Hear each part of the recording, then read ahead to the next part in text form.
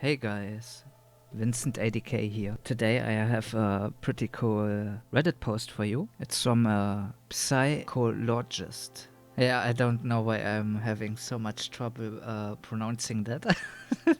But yeah, as always, I will leave the link in the description, and without further ado, I would read it for you, and in the background you will have some killer gameplay. Hi, I am a Dead by Daylight player and a psychologist. A few gameplay tips for your mental health. Dead by Daylight is a unique game. It stands in the company of other asymmetric games, but it has a unique aspect that other games don't, that affect our psychology as we play. I wanted to explain these concepts and have some advice for how to counter them. Concept 1. Humiliation. DBD's gameplay is centered on humiliating your adversary. I would argue that every aspect of the gameplay is an act of humiliation, not competition like you see in other games. The reward-based outcomes combined with asymmetric gameplay makes DBD uniquely painful to emotionally process both your losses and wins. Let's look at the various aspects of gameplay. Killer humiliates. First, frustrates a survivor's ability to contribute to their team. Social humiliation.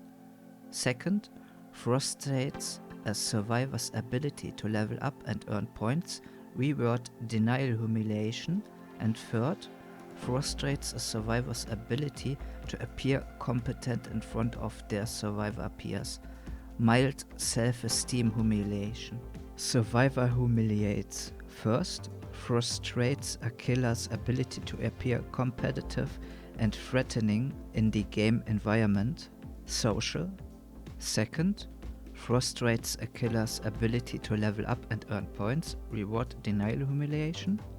And third, humiliates the killer in post-game chat, something that while survivors aren't immune to, but have group social support resources to easily heal from. Severe self-esteem humiliation. Concept 2.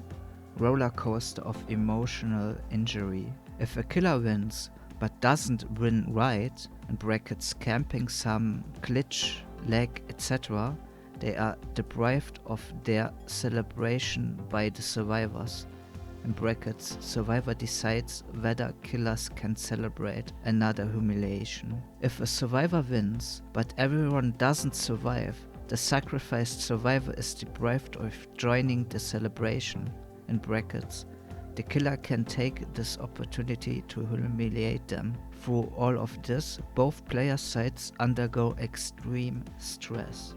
Killer stress. Killers experience states of stress throughout the game. Trying to find survivors, being evaded by survivors, losing track of survivors, and protecting hooks from survivors' safes. Killers at no point have any moment of emotional peace or sense of safety from the states. The emotional injury always ramps up in post-game and chat, and at the gate, where killers are ritualistically humiliated by twerking, circling various taunts. Survivor stress.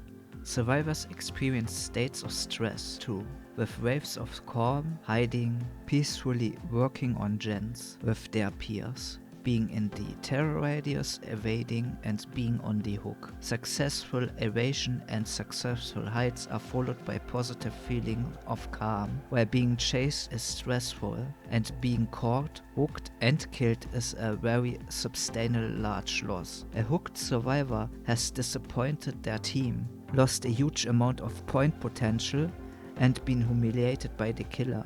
Watch streamer facial expressions change when they realize they cannot be rescued and are dead after a long match. There is pain in their face. Conclusion and mental health self-heal advice. Some people might argue that a lot of these issues are common in multiplayer games, but I would argue that they are not found altogether with so few resources to heal with. Collectively, I think DBD's gameplay experiences have a huge potential to disrupt a player's personal life and their overall mood state. Mental health self-care advice. First, in-game, try to focus on the strategies you are using rather than the outcomes of those strategies. Streamers are experts at doing this.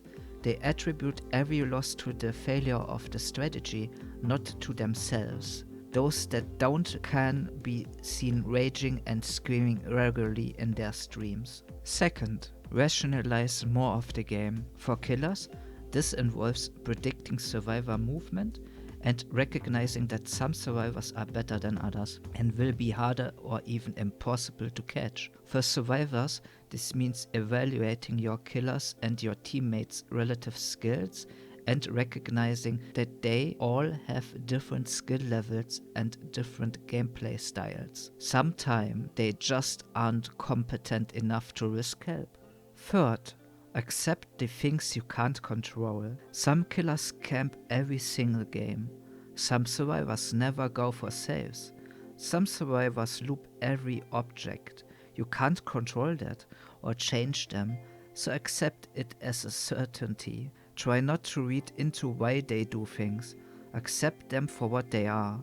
Like an evil droid. What the fuck is the evil droid? Those evil droids, god damn it. There are evil survivors that just want to loop. Accept them as evil loopers. What the hell is an evil looper? And rationalize their gameplay style as an effective one and rationalize over a new strategy. If the strategy fails, the strategy fails, not you. Yeah, I'm telling you, this game is going downhill. Evil droids and evil loopers. Jesus, we need help. Fourth, the last point. Use the close chat button. If you insist on reading the chat, come up with a standard nonsensical response to taunts and abuse. It can be sensical because then it can result in a painful counter response. Be silly and be disconnected from the outcomes of the game. As killer, I make gross sounds or just spam.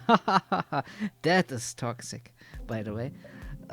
Asian cultures do the same thing to diffuse social tension, in brackets laughing. As survivor, you need to rely on speaking to your teammates, like remarking on how much fun you had playing together.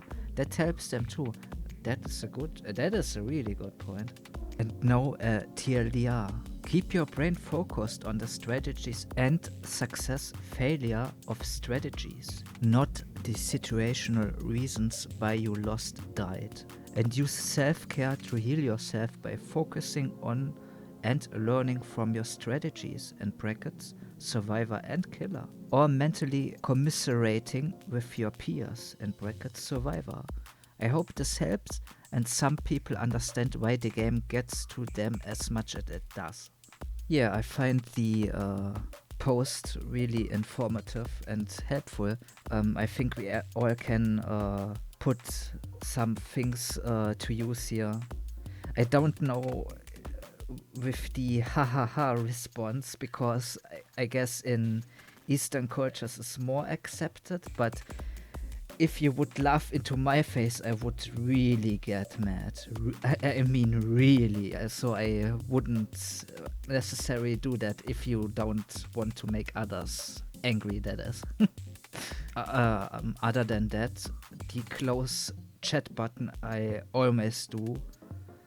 Sometimes I open the chat and just say GG or GG well played or thank you if someone gave me the hedge or gave me a kill. That happens. Not all people are evil. And yeah, I guess if you focus on something like your strategy and don't take it too personally if something goes wrong, you are in a better mental state.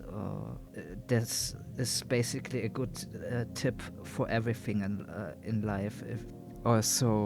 If you can't stand those responses, then private your profile. A lot of people will go to your profile and will put -rep there, and yeah, that is also completely unnecessary in my opinion. That's just really toxic. I had people commenting 5 times the same thing, that my mother should die and stuff like that. That is really unnecessary. And I didn't even sweat or something like that. That is a bit much.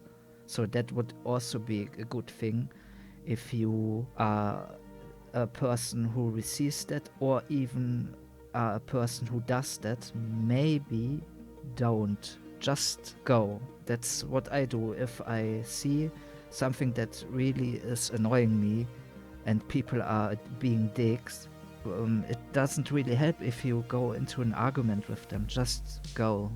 It's really the best thing. And also, if you're someone who does that, maybe think about it. Is that really necessary? And I can promise you, if you would stop that, things would go in a better way. And well, you have to do what you have to do, so you don't have to listen to me, but that's just how I see it. And one more thing, it's a little bit the state of the game or meta in general in gaming. You know, you have to optimize to do the best, and you get discriminated when you don't take certain things or stuff like that. It's also not helpful. In Dead by Daylight's example, if you really would go that route with the meta, you can't be creative anymore, because you would need Dead Hard, you would need Decisive Strike, you would need a borrowed time, and the last perk maybe Kindred or something like that. That's not really creative. And I mean, I understand when people want to be do the optimized things and stuff like that. Totally fine.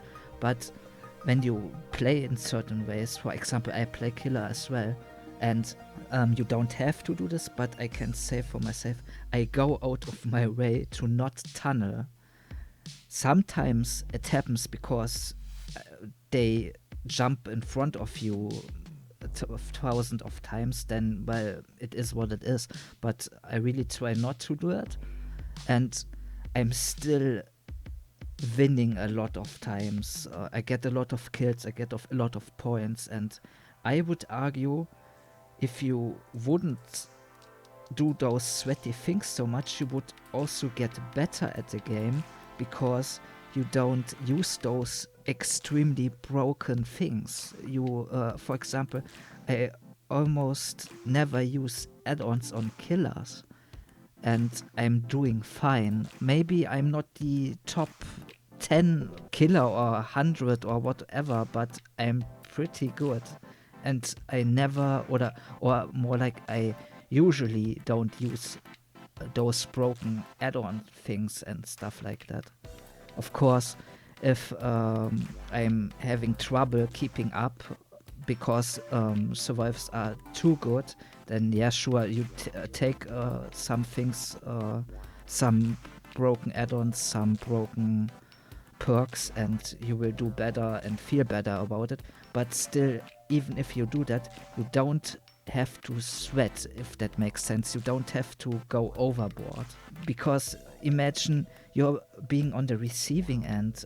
I can say I play both sides, and as survivor, it's not fun to get camped on the hook or get slugged or get tunneled. It's not fun whatsoever, especially if you don't run those meta perks. It's, yeah, well, it is what it is, but maybe you see my point here. I'm not judging you if you use that or something like that. Just like the blog post said, those are some things you could do to make it better for you, to have more fun. Well, I'm already rambling enough here. I think you get my point. I really don't mean it in a bad way. If you want to optimize, do it. It's totally fine. I don't dislike you, or I don't hate you. That's not the point I try to make here. So I hope you get it. And with that said, like I said before, the links are in the description. And if you want to help me, maybe consider liking the video, maybe subscribe, and maybe let me know your thoughts in the comments. I would love to know what you guys think about it. And with that said, have a nice day. Take care, guys. Bye bye. Toodaloo. I hope you enjoyed the video. Have a nice day, guys. Stay safe out there. Vincent out. Bye bye.